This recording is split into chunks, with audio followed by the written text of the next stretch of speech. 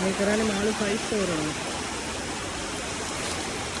මේ ටැංකියෙම ලොකු මාළු තෝරලා වෙන ටැංකියකට ගිහින් දානවා.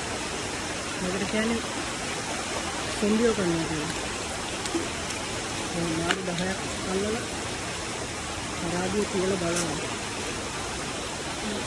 එනකොට කිලෝ 15කට වැඩි වෙනවා.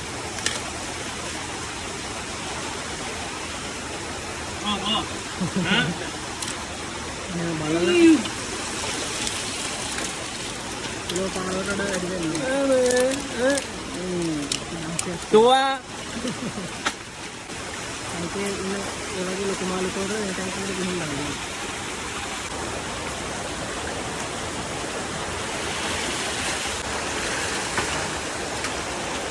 ටිකක් දිග වීඩියෝ මම YouTube channel එකේ දානවා. කැමති කෙනෙක් ඒකෙන් බලන්න පුළුවන්. බලන්න කැමති කෙනෙක් ඉන්නවා නම් ඒක subscribe කරලා තියාගන්න.